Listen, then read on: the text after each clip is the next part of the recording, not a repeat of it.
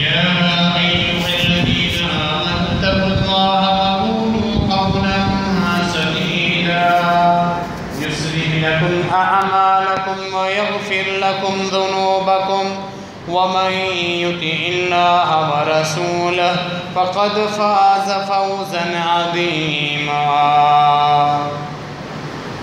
قال الله تبارك وتعالى: هو الذي بعث في الأميين رسولا منهم يتلو عليهم آياته ويزكيهم ويعلمهم الكتاب والحكمة وإن كانوا من قبل لفي ضلال مبين.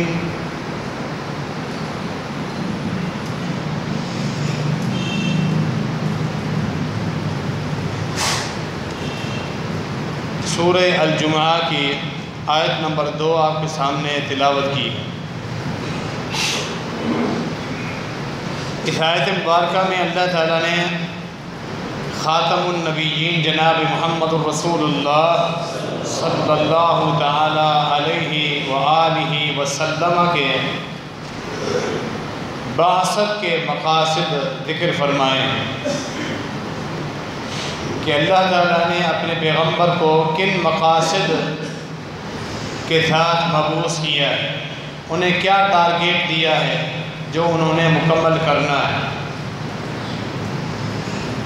جتنے بھی انبیاء آئے خاتم النبیین صلی اللہ علیہ وسلم تک تمام انبیاء کی بعثت کے مقاصد اللہ رب العالمین نے قرآن میں بیان فرمائے. یہاں اس آیت مبارکہ میں خاتم النبیین جناب محمد رسول اللہ صلی اللہ علیہ وسلم کی بعثت کے مقاصد اللہ تعالیٰ نے بیان فرمائے. هو الذی بعث فی الامیین رسولا منہم، وہی اللہ ہے جس نے ایک ان پڑھ قوم میں، امیوں میں، جو ان پڑھ اس قوم میں، انہی کی خاندان اور انہی کی قوم میں سے ایک نبی مبعوث کیا، ایک رسول مبعوث فرمایا. اس رسول کا جو وظیفہ ہے، اس کا جو کام ہے، وہ اللہ رب العالمین کے قرآن کی آیات تمہارے اوپر پڑھنا ہے. یتلو علیہم آیاتی، وہ رب کے کلام کی آیات تمہیں پڑھ پڑھ کے سناتا ہے. پھر وہ تمہارا تزکیہ کرتا ہے، تمہارے ظاہر کا بھی تزکیہ اور تمہارے باطن کا بھی وہ تزکیہ کرتا ہے. وہ اس مقصد کے ساتھ مبعوث ہوا ہے کہ وہ تمہیں پاک اور صاف کر دے، تمہارے ظاہر کو بھی اور تمہارے اندر کو بھی،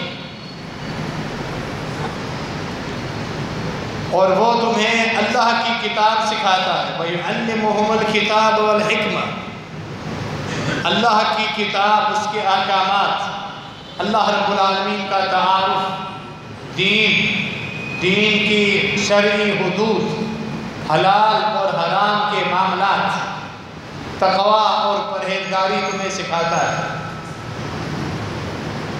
والحکمہ، اور وہ تمہیں حکمت بھی سکھاتا ہے، دانائی کی باتیں بھی تمہیں سکھاتا ہے تاکہ تمہیں یہ نعمتیں مل جائیں، نقصان والی چیزوں سے تم بچ جاؤ. دانائی کیا ہے؟ ایسا عمل جس سے انسان کا دین بھی صحیح سالم برقرار رہے، انسان کی دنیا، انسان کا مال، انسان کی عزت، اس کے گھر والے بھی صحیح سالم اور محفوظ رہیں. یہ دانائی اور حکمت ہے جو سکھانے کے لیے میرا پیغمبر تمہارے اندر مبعوث ہوا ہے. ان تمام تعلیمات سے پہلے اللہ نے فرمایا وَإِن كَانُوا مِن قَبْلُ لَفِي ضَلَالٍ مُبِينٍ. یہ پوری قوم، عرب کے لوگ، ان کی جو حالت تھی اللہ کے رسول صلی اللہ علیہ وسلم کی بعثت سے پہلے، فرمایا وہ واضح گمراہی میں پڑے ہوئے.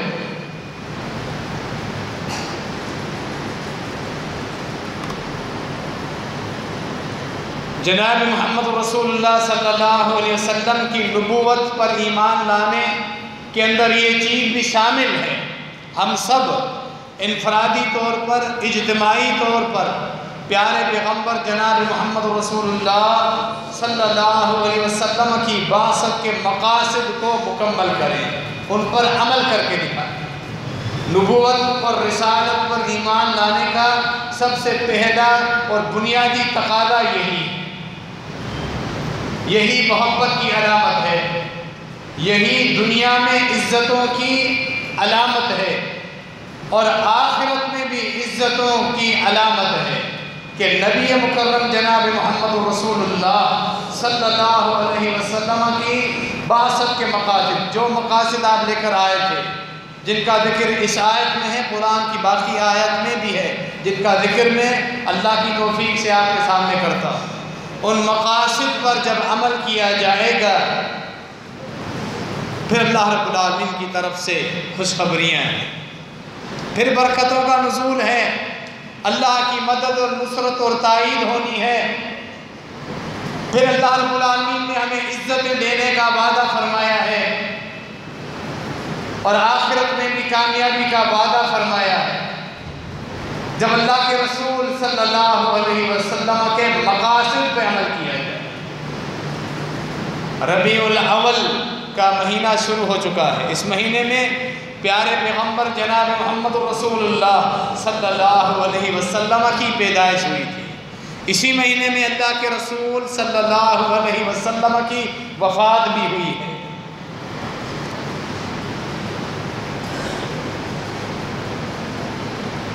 شیطان جو انسانوں کے پیچھے پڑا ہوا ہے، ان کے اوپر مسلط ہے، انہیں اپنے ساتھ جہنم میں گھسیٹ کر جانا ہے، اس نے اللہ ہم کو محفوظ رکھے۔ وہ جو زور لگا رہا ہے، محنت کر رہا ہے اپنے ہم نواؤں پر، اس کے جھانسے اور دھوکے کی اقسام میں سے یہ بھی ہے آج مسلمانوں کی ایک جماعت اللہ کے رسول صلی اللہ علیہ وسلم کی محبت کے نام پر ربیع الاول کے مہینے میں اور پیدائش کے دن کو برتھ ڈے کر کے، میلاد کر کے مناتے ہیں، اور پھر جو کچھ خرافات، بدعات اور شرکیہ معاملات اس مہینے کو دکھائی دیتے ہیں، وہ سارے معاملات 11 مہینوں میں ہمیں دکھائی نہیں دیتے۔ وہ اپنے تئیں اللہ کے رسول صلی اللہ علیہ وسلم سے محبت کا اظہار کرتے ہیں، لیکن جاہلیت کی طرف چلے گئے اور گمراہی کے راستے پر چل پڑے۔ نبی صلی اللہ علیہ وسلم کی بعثت کے مقاصد کو چھوڑ کر انہوں نے خود ساختہ دین بنا لیا۔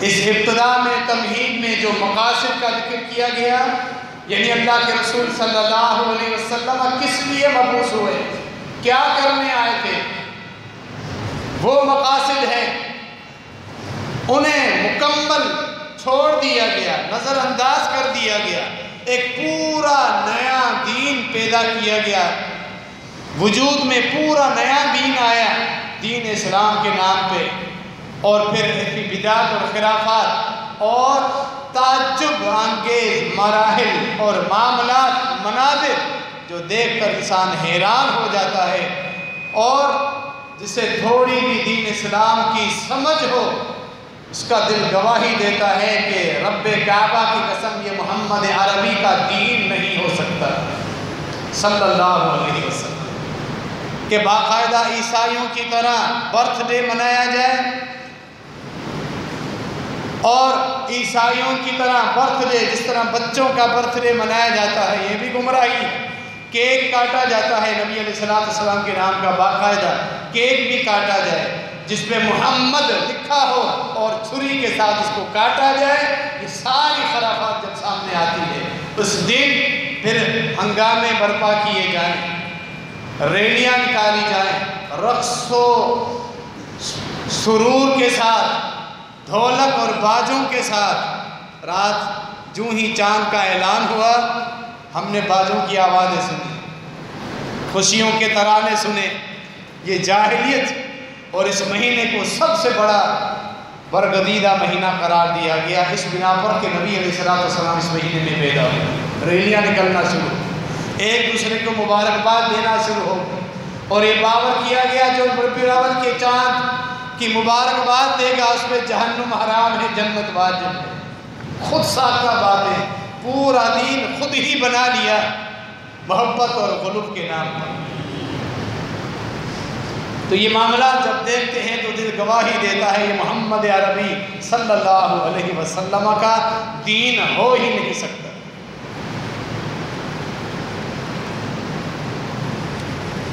وَلَقَدْ بَعَثْنَا فِي كُلِّ أُمَّةٍ رَسُولًا أَنِ اعْبُدُوا اللَّهَ وَاجْتَنِبُوا الطَّاغُوتَ۔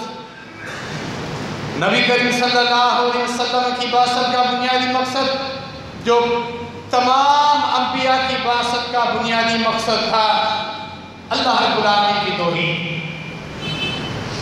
یہ سب سے پہلا اور بنیادی سب سے مقدم مقصد تھا۔ اے پیغمبر، ہم نے ہر امت میں آپ سے پہلے پیغمبر بھیجے، انبیاء بھیجے، رسول بھیجے، ہر پیغمبر نے یہ دعوت دی اپنی قوم کو ان اعبدوا اللہ، اکیلے رب کی بندگی پر، رب کے ساتھ شرک کرنا چھوڑ دو۔ جو مخلوق ہیں، نیک لوگ فوت ہو چکے ہیں، ان کا مقام و مرتبہ اپنی جگہ، ان کی عزت احترام مسلم، لیکن رب کے ساتھ وہ شریک نہیں، رب کی اختیارات میں شریک نہیں، رب کی قدرت میں وہ شریک نہیں، وہ رب کے ساجی نہیں، اس کا کوئی ہمسر نہیں، اس کا کوئی مددگار نہیں، اس کی بادشاہت میں کوئی ذرہ برابر بھی شریک نہیں ہے۔ یہ توحید کی دعوت ہر پیغمبر نے دی اپنی قوم کو۔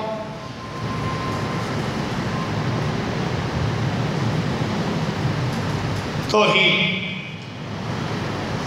اعلانیہ جب دعوت کا حکم ہوا، 6 یا 7 سال نبی علیہ السلام چھپ کر دعوت و تبلیغ کرتے رہے، حکمت تھی۔ اب اللہ رب العالمین کی طرف سے حکم ہوا، اب آپ کھل کے دعوت کریں۔ وَأَنذِرْ عَشِيرَتَكَ الْأَقْرَبِينَ، اور اپنی قوم والوں کو، اپنے خاندان والوں کو ابتدا سے آپ انہیں ڈرائیں۔ صفا پہاڑی پر چڑھ گئے، قوم قریش کو بلایا، سب جمع ہو گئے، سب نے یک زبان کہا، پہلے پوچھا اپنی ذات کے متعلق، تم نے مجھے ان 40 سالوں میں کیسا پایا؟ سب نے کہا آپ صادق ہیں، امین ہیں۔ جب رب العالمین کی توحید کی دعوت دی، سب مکر گئے، دشمن بن گئے۔ آپ کے خاندان والے قریش، آپ کے چچا، اس کی اولاد، سب آپ کی دشمن بن گئے۔ فرمایا قولوا لا الہ الا اللہ، میں اللہ رب العالمین کی طرف سے نبی اور رسول ہو کر آیا ہوں، تم یہ کہو، اس چیز کو تسلیم کرو، لا الہ الا اللہ، اللہ کے علاوہ کوئی معبود برحق نہیں ہے، تفلحوا، اس پر تمہارے لیے کامیابی، تملک العرب والعجم، ساری دنیا پر تمہاری بادشاہت ہوگی جب تمہارے پاس توحید ہوگی۔ دشمن بن گئے۔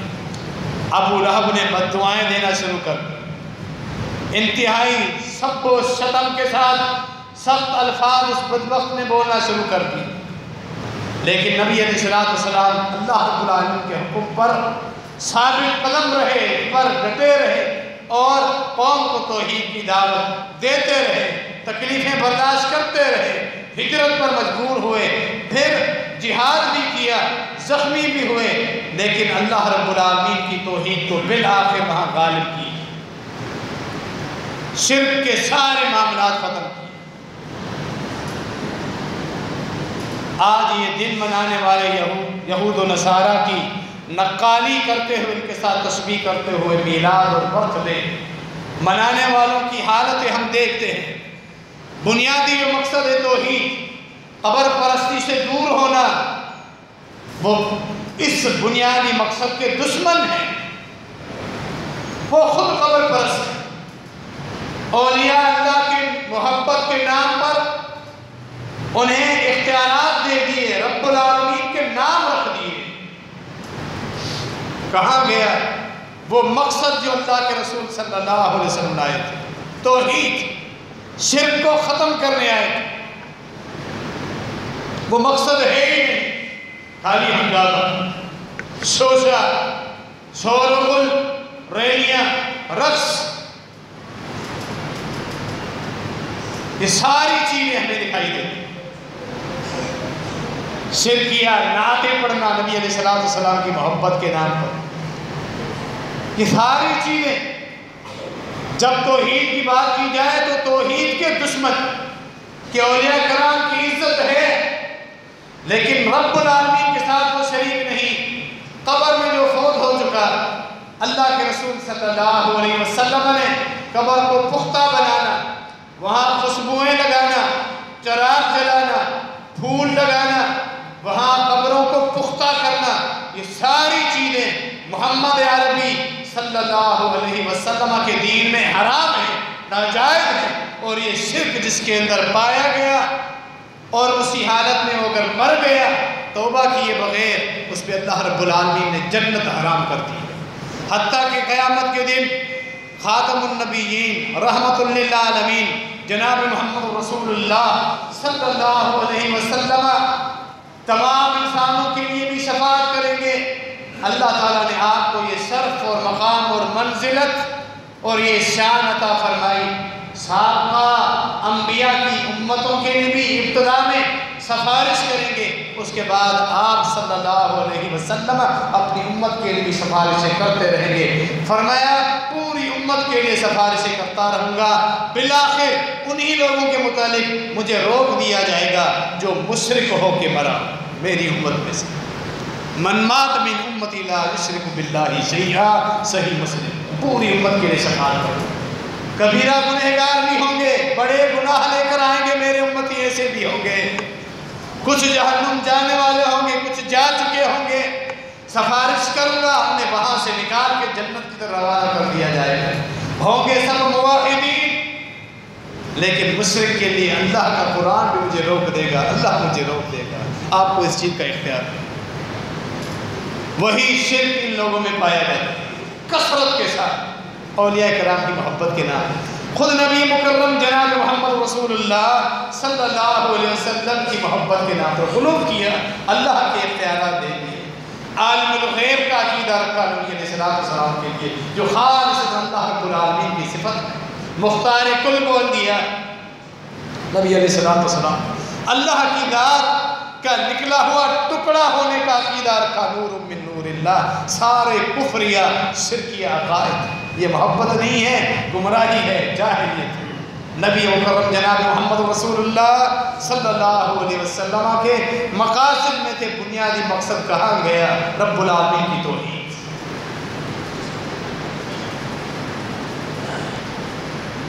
اور پھر جو اللہ کے نیک بندے فوت ہو چکے انہیں اللہ رب العالمین کے نام رکھے۔ اللہ نے قرآن میں واضح طور پہ فرمایا، ان ہی الا اسماء سمیتموها انتم وآباؤکم ما انزل اللہ بہا من سلطان۔ یہ جو نام تم نے اللہ کے اپنے بزرگوں پر رکھے ہیں، تم نے، تمہارے باپ دادا نے رکھے، اللہ نے کہیں اس کی دلیل نہیں اتارا۔ کسی بزرگ کو تم نے اللہ کا نام رکھ دیا، غوث اعظم اللہ کا نام ہے، غریب نواز اللہ رب العالمین کا نام ہے، داتا، مشکل کشا، گنج بخش، لجبال، سب اللہ کی صفات ہیں، سب اللہ کے نام ہیں۔ ان ظالموں نے، مشرکوں نے اولیاء کرام پر اللہ کے نام رکھ دیے، وہی جس چیز سے قرآن نے منع کیا۔ ان ہی الا اسماء سمیتموها انتم وآباؤکم، تم نے، تمہارے باپ دادا نے نام رکھ دیے، فوت چل گیا۔ اللہ نے کوئی دلیل نہیں دی، قرآن میں کوئی آیت ایسی نہیں، نبی علیہ السلام کی کوئی ایسی حدیث نہیں۔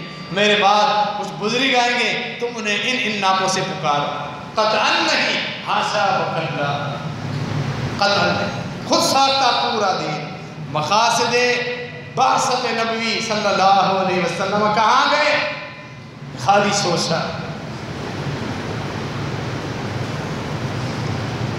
تو اصل کامیابی اور اللہ رب العالمین کی طرف سے جو عزتیں ملنی ہیں وہ محمد عربی صلی اللہ علیہ وسلم کے نبوت کے مقاصد کو جب پورا کیا جائے پھر وہ عزتیں ملتی ہیں۔ نبی صلی اللہ علیہ وسلم مبعوث ہوئے اللہ رب العالمین کی توحید کو نافذ کرنے کے لیے، صلہ رحمی قائم کرنے کے لیے، شرک اور بتوں کو توڑنے کے لیے عمرو بن عبسہ رضی اللہ تعالیٰ عنہ کیوں اسلام لائے؟ اللہ کے رسول صلی اللہ علیہ وسلم سے ملاقات ہوئی، صحابی رسول نے بتاتے ہیں اسلام میں نے کیسے قبول کیا۔ صحیح مسلم کے اندر ان کا واقعہ تھا۔ عمرو بن عبسہ رضی اللہ عنہ پوچھتے ہیں میں نے سوال کیا، آپ اپنا تعارف کرا۔ میں نے اللہ کے رسول سے پوچھا آپ کون ہیں؟ فرمایا میں اللہ کا نبی۔ میں نے پوچھا نبی کیا ہوتا ہے؟ فرمایا کہ نبی اللہ کی طرف سے لوگوں کی اصلاح اور رہنمائی کرنے کے لیے احکامات، دین، عبادات اور معاملات لاتا ہے۔ میں نے پوچھا آپ کیا دین لے کر آئے ہو؟ آپ کے کیا احکامات ہیں؟ فرمایا بُعِثْتُ لِصِلَةِ الْأَرْحَامِ وَكَسْرِ الْأَوْثَانِ وَأَن يُوَحَّدَ اللَّهُ وَلَا يُشْرَكُ بِهِ شَيْئًا۔ اللہ نے مجھے اس لیے مبعوث کیا ہے لوگ اپنے رشتے اور ناطے جوڑ کر رکھیں، صلہ رحمی کرتے رہے۔ یعنی صلہ رحمی دین اسلام کی ابتدائی بنیادی تعلیمات اور نبی علیہ السلام کی بعثت کے مقاصد میں شامل ہے۔ اتنا اہم معاملہ ہے۔ ابو سفیان رضی اللہ تعالیٰ عنہ نے ابھی اسلام قبول نہیں کیا تھا۔ ہرقل نے جب نبی علیہ السلام کے متعلق پوچھا کہ وہ کیا دعوت دیتا ہے، کہا وہ دعوت دیتا ہے کہ پاک دامن رہو، رشتوں کو مت توڑو، رشتہ داروں کے ساتھ اچھا سلوک رکھو، سوال کرنے سے بچو، اللہ اکیلے کی بندگی کرو، نماز قائم کرو، زکوٰۃ ادا کرو۔ یہ اس کی بنیادی تعلیمات، یہ مقاصد ہے۔ ابو سفیان نے ذکر کیے، ادھر عمرو بن عبسہ نے سوال کیا، اللہ کے رسول صلی اللہ علیہ وسلم نے اسی چیز کا ذکر کیا۔ فرمایا اللہ نے مجھے تلوار کے ساتھ مبعوث کیا ہے تاکہ میں بتوں کو توڑ دوں، پاس پاس کر دوں۔ وہی مقصد جو ابراہیم علیہ السلام لے کر آئے تھے، نوح علیہ السلام لے کر آئے تھے، شعیب، صالح، لوط علیہ السلام، تمام انبیاء لے کر آئے تھے۔ عمرو بن عبسہ نے فوراً اسلام قبول کیا کہ یہی ایک پیغمبر کا مقصد ہونا چاہیے، رب العالمین اکیلے کی بندگی، رشتوں کو جوڑ کے رکھنا، اللہ کے ساتھ کسی کو شریک نہ ٹھہرایا جائے۔ آج اصل ضرورت ہم ہر وقت نبی علیہ السلام کے دین کے جو مقاصد ہیں جن کی وجہ سے اللہ نے آپ کو مبعوث کیا، ان کا فقدان ہے اس امت میں۔ اسی لیے تو ہم کمزور ہیں، دشمن ہم پر غالب ہے، اسی لیے تو ہم پریشان ہیں۔ گھر میں جاؤ تو پریشانیاں، کاروباری معاملات میں پریشانیاں، سکون نہیں، امن نہیں، قتل و غارت گری، جھگڑے، فساد۔ امن کے لیے ترس گئے ہیں، خالص چیزیں استعمال کرنے کے لیے، پہننے کے لیے، کھانے کے لیے ترس گئے ہیں۔ ہر جگہ ملاوٹ، یہ چیزیں، نحوست، یہ سارے معاملات کیوں ہیں؟ محمد عربی صلی اللہ علیہ وسلم کے جو مقاصد تھے اس کو پوری امت نے آج چھوڑ دیا ہے۔ تو اجتماعی عذاب میں ہم سب مبتلا ہیں۔ آج جگہ جگہ آپ کو شرک کے اڈے دکھائی دیں گے، قبریں پختہ ہیں، ان پر باقاعدہ مقبرے، عمارتیں بنی ہوئی ہیں، جس قبر پر ایک تختی نام کی لگانے سے بھی منع کیا کہ اس شرک کی جڑ، شرک کی ابتدا جب ہوتی ہے جب قبر والے کے متعلق تمہارا غیر معمولی عقیدہ ہو، خاص عقیدہ ہو کہ یہاں سے ہمیں کچھ ملنا ہے، کچھ فیضیابی ملنی ہے، پھر تم قبروں کو پختہ کرو گے، نام لکھ کے تختیاں لگاؤ گے۔ یہ سارے پھر شرک کی ابتدا ہے۔ پختہ کیا کرنا تھا؟ نام لکھ کے تختیاں کیا لگانی تھی؟ وہاں پوری عمارت جو زمین کی ایک ارادی جس نے گھیر لی، وہ عمارتیں اولیاء کرام کی جگہوں پر، قبروں پر بنی ہوئی، لوگ وہاں اپنی حاجتیں پوری کرنے کے لیے پہنچتے ہیں۔ ہاتھ اٹھا کر اللہ کی مساجد میں رب العالمین سے مانگنے نہیں آتے، ننگے پاؤں پیدل جاتے ہیں عقیدت سمجھ کے اس قبر پہ، اس مزار پہ، وہیں اس کا عقیدہ ہے کہ مجھے کچھ ملنا ہے۔ سارا شرک، جگہ جگہ آپ کو یہ چیز، ہر قبرستان میں کوئی قبر پختہ ہے اور وہاں ایک عمارت بنی ہوئی ہے، لوگوں کا جمع غفیر وہاں آپ کو ملے، ہاتھ اٹھا کر اس قبر والے سے مانگ رہے ہیں۔ وہ زندہ لوگوں کی دعاؤں کا محتاج ہے کہ لوگ میرے لیے دعائیں کریں، میرے قبر کے معاملات آسان۔ دفنانے کے بعد لوگ اس سے مانگ رہے ہیں۔ نہ صرف لمبی عمارتیں، بڑے بڑے مقبرے، کہ سونے کے چھت اور فانوس لگا دیے گئے ان مقبروں۔ یہ کیا تعلیم؟ نبی کریم صلی اللہ علیہ وسلم جس چیز کو روکنے آئے تھے، توڑنے آئے تھے بتوں کو، وہ بت پرستی شروع ہے۔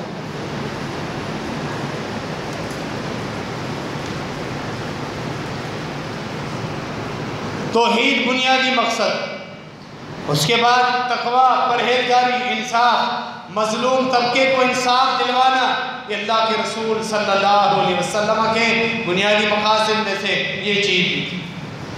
انصاف قائم کرنا، حقداروں تک حق پہنچانا۔ وَأَنزَلْنَا مَعَهُمُ الْكِتَابَ وَالْمِيزَانَ لِيَقُومَ النَّاسُ بِالْقِسْطِ۔ ہم نے ہر پیغمبر کے ساتھ احکامات نازل کیے، کتاب نازل کی، ایک میزان نازل کیا احادیث کی صورت میں، اصولوں کی صورت میں، تاکہ لوگ انصاف پر قائم رہیں، کوئی کسی پر ظلم نہ کرے۔ نبی کریم صلی اللہ علیہ وسلم کی بعثت کے مقاصد میں یہ کمزور جو طبقہ ہے، مزدور ہو، غلام ہو، نوکر چاکر ہیں یا عورتیں ہیں، اس کمزور طبقے کو اپنے حقوق دیے جائیں۔ نبی کریم صلی اللہ علیہ وسلم کی بعثت کے مقاصد میں یہ چیز بھی شامل ہے۔ آج اجتماعی طور پہ اس امت نے وہ سارے مقاصد چھوڑ دیے، ان مقاصد سے ہم بہت پیچھے بھاگ رہے ہیں۔ جہاں دین اسلام سے پہلے خاتون کو، عورتوں کو استعمال کی چیز سمجھا جاتا تھا، بس کوئی حق نہیں تھا، چاہے وہ عام عورت ہو، چاہے بیوی کی صورت، کوئی حق نہیں تھا۔ خاوند جب تنگ کرنا چاہتا اپنی بیوی کو، اسلام سے پہلے طلاق کی کوئی تعداد نہیں، طلاق دیتا پھر رجوع کر لیتا، طلاق دیتا پھر رجوع کر لیتا، چلتا رہتا، کوئی تعداد نہیں تھی۔ نبی علیہ السلام قرآن مجید لائے، دین لائے، احکامات لائے، اور ایک خاوند کو اللہ نے باؤنڈ کر دیا کہ تمہیں زیادہ 3 چانسز ہے، اگر تیسری دفعہ جب وہ طلاق دے گا پھر رجوع کرنے کے اختیارات اس کے ختم ہو جاتے ہیں۔ اسلام سے پہلے خاتون کے لیے خلا کا کوئی تصور نہیں تھا کہ بیوی پر اگر خاوند ظلم کر رہا ہے، بنیادی حقوق پورے نہیں کر رہا، تو اسے بھی کچھ اختیار تو ہو، طلاق بھی نہیں دے رہا، بنیادی حقوق بھی پورے نہیں کر رہا۔ اللہ رب العالمین نے قرآن اتارا، خلا کا آپشن خاتون کے لیے رکھا جب واقعتاً اس کے بنیادی حقوق پورے نہ ہو رہے۔ خواتین کے لیے وراثت میں کوئی جگہ نہیں تھی، کوئی حصہ نہیں تھا، کوئی حق نہیں تھا۔ سورۃ النساء جو عورتوں کے نام کی سورت ہے، خواتین کے مسائل، خواتین کے حقوق آپ سورۃ النساء میں پڑھیں، اس میں خواتین کی وراثت کا باقاعدہ حصہ رکھا گیا ہے، چاہے وہ بیٹی ہو، چاہے بیوی ہو، بہن کی صورت میں، ماں کی صورت میں، اللہ رب العالمین نے خاتون کی وراثت کے حصے بیان کر دیے۔ نبی علیہ السلام یہ مقاصد دیکھیں۔ یہ الگ بات ہے کہ ہم وہ پڑھتے ہیں، جانتے بھی ہیں، لیکن جب کوئی گھر کا بڑا فوت ہوتا ہے اس کی وراثت صحیح معنی میں ہم تقسیم نہیں کرتے۔ خواتین اسی طرح مظلوم رہتی، مقاصد کو تو ہم نے خود چھوڑ دیا ہے۔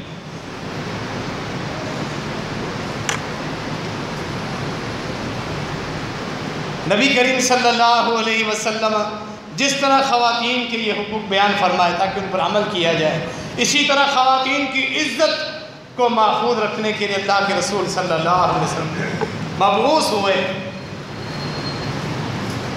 پردے کا حکم آیا تاکہ وہ محفوظ رہے، اور بغیر نکاح کے یا جب تک غلاموں اور باندیوں کے احکامات تھے، کوئی آقا ہے وہ اپنی باندی کے ساتھ، کنیز کے ساتھ حق صحبت ادا کر سکتا ہے۔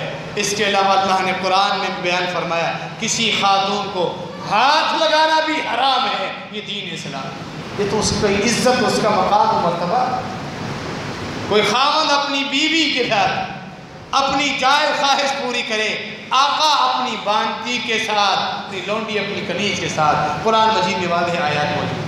فَمَنِ ابْتَغَىٰ وَرَاءَ ذَلِكَ فَأُولَٰئِكَ هُمُ الْعَادُونَ۔ اس کے علاوہ کسی بھی خاتون کی طرف اگر نظر بھی اٹھاتا ہے، فرمایا پہلی نظر اگر پڑ جائے، بغیر اختیار کے وہ معاف ہے، اس کے بعد نظر رکھنا ہی، دیکھنا ہی گناہ شمار ہو جاتا ہے، وہ گناہ ہے۔ آگے ہاتھ لگانا، تنہائی اختیار کرنا، یہ تو دور کے معاملے، اس کی حفاظت، اس کے احکامات، ان سارے مقاصد کو ہم نے پردے کو ختم کر کے خود ہی یہ مقاصد چھوڑ، عورتوں کی آزادی، پھر غیر مردوں کے ساتھ تنہائیاں، کچہریاں، ملاقات، سفر، پڑھائی کے نام پہ ان اپنے نوجوان کلاس میٹ کے ساتھ بیٹھ کے کچہریاں، آگے پھر انگریزوں کی نکالی کرتے ہوئے ملاقاتیں، ڈیٹنگ، اور پھر رابطے سوشل میڈیا پر، فون پر، واٹس ایپ پر، باقی چیزوں پر، ساری چیزیں اس خاتون نے خود اپنی عزت سے ہاتھ اٹھا لیا۔ نبی علیہ الصلوۃ والسلام تو تمہاری عزتوں کو محفوظ کرنے کے لیے مبعوث ہوئے تھے۔ وہ مقاصد آج کہاں گئے؟ ربیع الاول کا مہینہ ہے، لوگ بدعات کے نام پہ ریلیاں نکالتے ہیں، دن مناتے ہیں، مقاصد کون یاد رکھے؟ پوری امت نے ان مقاصد کو چھوڑ دیا، حتیٰ کہ اگر کوئی مرد کسی غیر عورت کو ہاتھ بھی لگاتا ہے، فرمایا بہتر ہے کہ ہاتھ لگانے سے اس کو یہ تیار رہنا چاہیے قیامت کے دن اس کے سر میں سوئیاں چبھوئی جائیں، یہ بہتر ہے اس سے کہ کسی خاتون کو وہ ہاتھ لگائے۔ ایسی اذیتناک عذاب، ایسے دردناک عذاب اللہ نے ان کے لیے تیار کر کے رکھا، لیکن یہ ساری چیزیں آج ختم ہو چکی ہیں۔ غلاموں کے احکامات اپنی جگہ الگ، مزدوروں کو ان کی اجرت دینا، یہ سارے احکامات پیارے پیغمبر جناب محمد رسول اللہ صلی اللہ علیہ وسلم نے بیان فرمایا۔ بشیرا و نذیرا، اے اللہ کے رسول، آپ لوگوں کو خوشخبری سنانے والے ہو کر مبعوث ہوئے ہیں۔ جو آپ پر ایمان لائیں گے ان کے لیے خوشخبری سنائیں، اور جو آپ پر ایمان نہ لائیں ان کو آپ ڈرانے والے ہو کر مبعوث ہوئے ہیں۔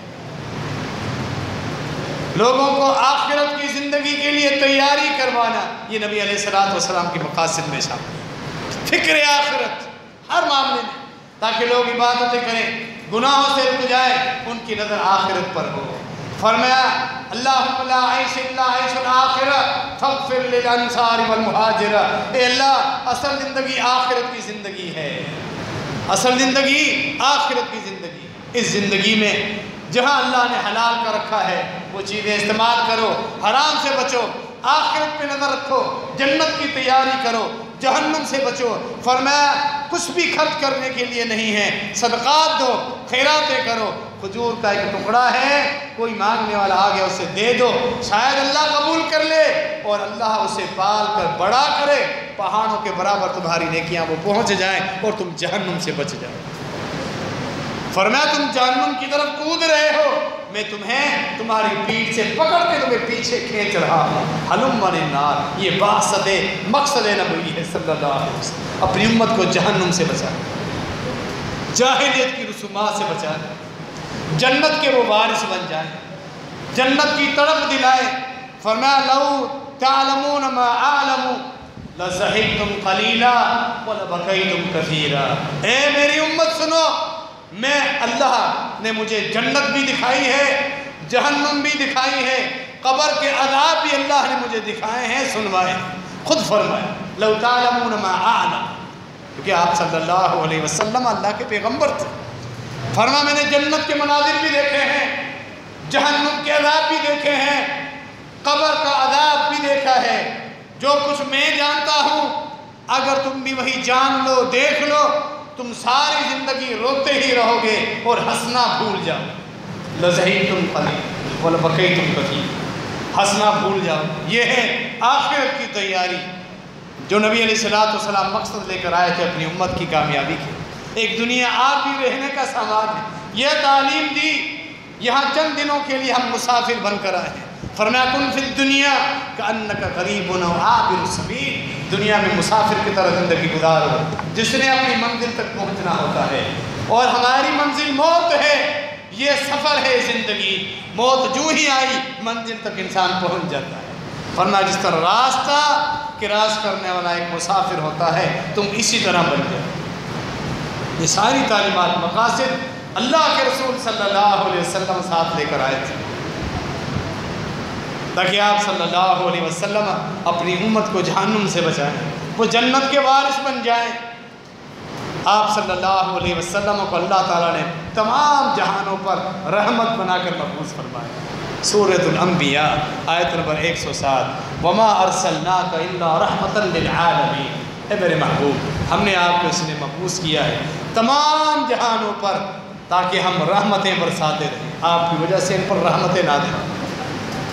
آپ صلی اللہ علیہ وسلم جنات کے لیے، انسانوں کے لیے، جانوروں کے لیے، چوپائے جانوروں کے لیے، باقی جنگلی حلال جانوروں کے لیے بھی، ہر مخلوق کے لیے، حتیٰ کہ کفار کے لیے بھی اگر وہ ایمان لے آئے آپ رحمت بن کر آئے۔ وما ارسلناک الا رحمتا للعالمین۔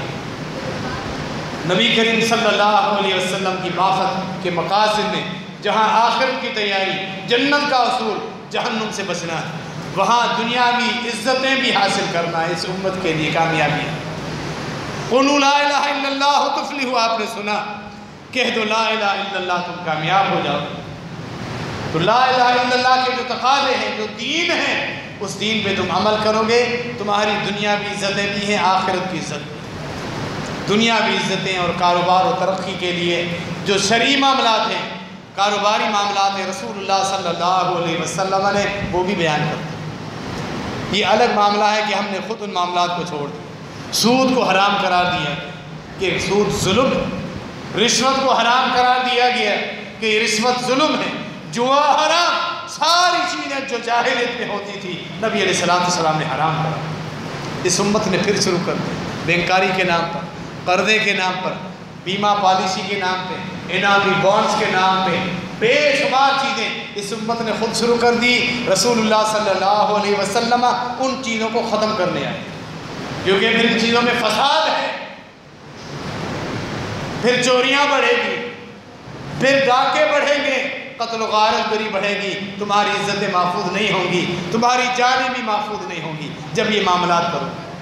اور یہ ہے ہمارے ساتھ، آپ نے سنا، مہنگائی، بدامنی، وجوہات یہی، جھوٹ، دو نمبری، رشوت، سود، جوا، اور یہ ساری چیزیں کہ ہم جلدی سے جلدی مالی ترقی کرنا چاہتے ہیں، کہ راتوں رات ہم امیر بننا چاہتے ہیں، انعامی بانڈ لے کر رکھتی ہے۔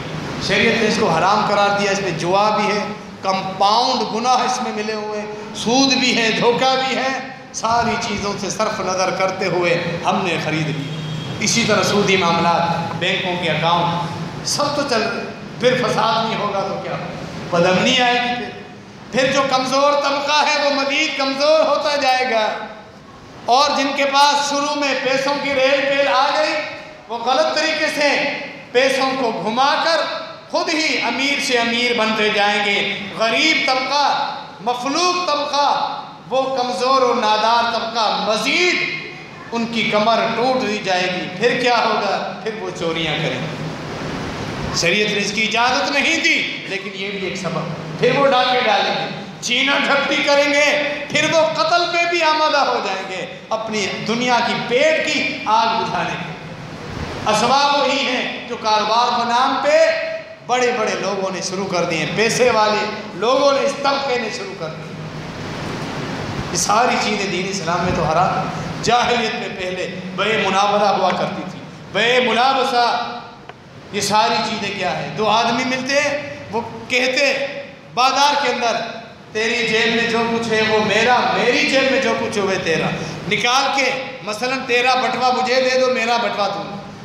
آر یہاں پر جوا کی ایک سب یہ سودے ہوتے تھے، کپڑا لے کر آیا ہوں، آنکھیں بند کرو، چھو کے بتاؤ، لینا ہے تو لے، جو میں رقم بتاؤں اس میں تیرا ہے۔ دین اسلام نے کہا نہیں، گاہک کو اختیار ہے وہ ریٹ معلوم کرے، چیز کو دیکھے، چیک کرے، حتیٰ کہ اس میں عیب ہے، دکاندار کو لازم ہے وہ عیب بتائے۔ یہ سارے اصول دین اسلام کے اندر موجود ہے، اس جاہلیت میں پہلے سے ہوتا تھا۔ کوئی آدمی کسی سے قرض لیتا ہے، بدلے میں اتنا زیادہ تمہیں دیا جائے، کب؟ یا کوئی اونٹنی خریدتا، کب دو گے واپس؟ واپس جب دوں گا اس اونٹنی کی قیمت، جب اس اونٹنی کو بچہ ہوگا، وہ ہوگا بھی مادہ، پھر وہ مادہ اونٹنی بڑی ہوگی، بچہ وہ بڑا ہوگا، وہ پھر حاملہ ہوگی، وہ بچہ جنے گی، پھر میں تمہیں پیسے دوں۔ اس طرح سو دے بھائی حبل الحبل، آج اس کی کتاب میں آپ کو چیز ملے گی۔ میں آپ کو اس کا مقصد بتاتا ہوں۔ مقصد کیا ہے؟ یہ جوا تھی۔ خریدنے والا کہتا اونٹنی کی عام قیمت 10 دینار ہوتی، وہ کہتا آپ مجھے 10 دینار نہیں 100 دینار۔ بیچنے والا کہتا میرے تو مزے ہو گئے، 10 دینار والی چیز مجھے 100 دینار میں مل رہی ہے، لیکن پیسے نصیب پر۔ اس اونٹنی کو بچہ ہو، وہ بھی مادہ ہو، وہ بڑی ہو، حاملہ ہو، پھر وہ بچہ جنے۔ یہ کہتا آ رہے ہیں پار، اگر نہیں ہوگی تو میرے 10 دینار جائے گی، اگر آ جائے گی تو 10 کے بجائے 100 دینار مل جائے۔ یہ بے تھی۔ دین اسلام نے سارے معاملات کو حرام کیا۔ جوا تھا، جوا کی اقسام جو بانڈ کی صورت میں، بیمہ پالیسی ہر چیز کی جو کھل گئی ہے، کار کی بیمہ کراؤ، گھر کا بیمہ کرواؤ، اپنی جسم کا، اپنی جان کا بیمہ کراؤ، آنکھ کا بیمہ کرواؤ، دکانوں کا بیمہ کرواؤ، ہاتھ کا بیمہ کرواؤ، ساری جاہلیت کی چیزیں ہیں، جوا ہے، حرام ہے۔ پوری امت اسی میں پھنسی ہوئی کہ راتوں رات ترقی کا جو خواب، بعثت کے جو مقاصد ہیں وہ سب گول کر دیا، سب ختم۔ نبی کریم صلی اللہ علیہ وسلم کی محبت کا نام پھر ربیع الاول کی 12 تاریخ میں سب کو یاد آ جاتا ہے۔ یہ شرکیہ معاملات، بدعات، یہ سودی معاملات، رشوت، جوا، انعامی باٹ، بیمہ پالیسی، بینک کے سودی اکاؤنٹ، سارے معاملات چل رہے ہیں۔ بے پردگی، کھلا ماحول، مرد و عورت کا ملنا، یہ ساری چیزیں اس امت نے اپنا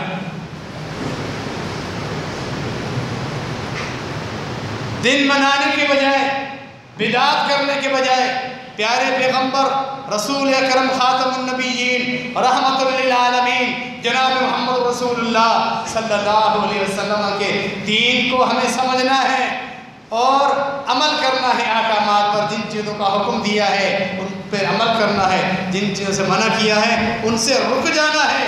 کامیابی اسی چیز میں تھی۔ شیطان نے یہاں سے ہٹا کے دور ہمیں پھینک دیا، ایسا سوچا اور ایسی افواہ بکواس جو دین کے نام پہ ہمارے اوپر مسلط کر دی، اب قوم اس میں پھنسی ہوئی۔ اللہ ہم سب کو ہدایت عطا فرمائے۔ محمد عربی صلی اللہ علیہ وسلم کا جو صحیح دین ہے اسے سمجھنے، اس پہ عمل کرنے کی توفیق عطا فرمائے۔ آمین۔ وما علینا الا البلاغ۔